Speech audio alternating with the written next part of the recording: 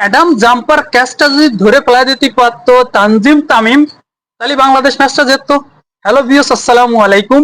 Catch miss তো match miss. কালকে বাংলাদেশ যে ফাইটটা করেছে ভাই, ব্লক বাস্টার ক্রিকেট ম্যাচ হয়েছে। ঠিক আছে, না ইন্ডিয়ান না পাকিস্তান যারা দেখেছে ম্যাচটা, ঠিক আছে, ব্লক বাস্টার ক্রিকেট ম্যাচ হয়েছে। 74-75 মিলিয়ন মানুষ দেখেছে কালকে ম্যাচটারে, এত এনজয় করেছে ম্যাচটা। বাংলাদেশের জেতা উচিত ছিল এবং 3-0 বা 3-0 বা 3-0 অস্ট্রেলিয়া হারানো উচিত ছিল। ঠিক আছে, অপরচুনিটি বাংলাদেশ পাইছিল, সুন্দর বড় অপরচুনিটি এসছে, বড় অপরচুনিটি বাংলাদেশ আর কখনো পাবে না। ঠিক আছে, 74 রান, 274 রান মানে অনেক। আরো মিরপুরে গ্রাউন্ডে যতই কুবার এক সাইডে খেলেছে, সে 149 রান করেছে 34 বলে, 6টার মতো না সিক্স মারেছে। ঠিক আছে, 11টা চার মারেছে।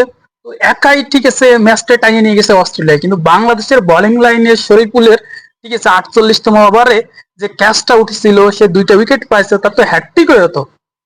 তো ক্যাচটা যে জাম্পার মিস করে দিল, এবং বাংলাদেশ মনে করেন যে লাস্টেও তো মুস্তাফিজুর কুবাররা আউট করে দিল। লাস্টে 3-4টে রান লাগে। লাস্টে ব্যাটসম্যান তাসকিনের ওই বলে ইয়র্কা না দিয়ে তাসকিন কি ওইভাবে বল করলো বুঝতে পারলাম না।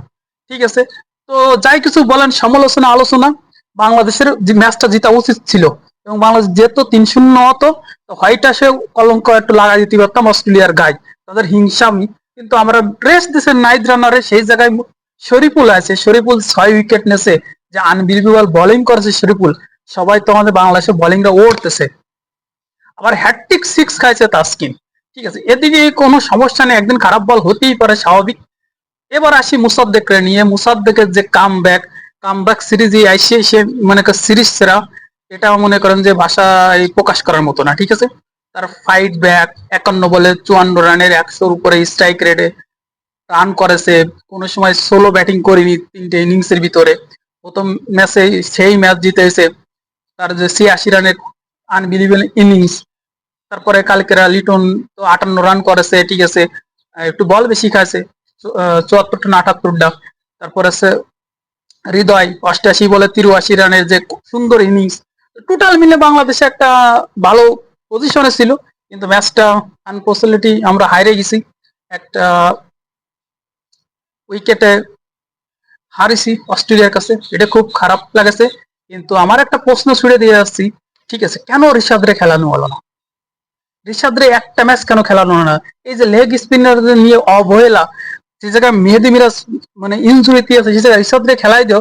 সেই জায়গা শেখ মেহেদিরে ডেকে নিয়ে আছে। শেখ মেহেদি এসে কি ইনফ্যাক্ট ফেলাইছে, সে 7 বল খেলে 3টে রান করেছে। আরো যদি 10টা রান বেশি হতো, 280-85 রান হতো, তো অস্ট্রেলিয়া আরো ভয় পাতো। ঠিক আছে, টোটালি ঋষাদরে নেওয়া উচিত ছিল, সেই ঋষাদরে আপনারা খেলাননি।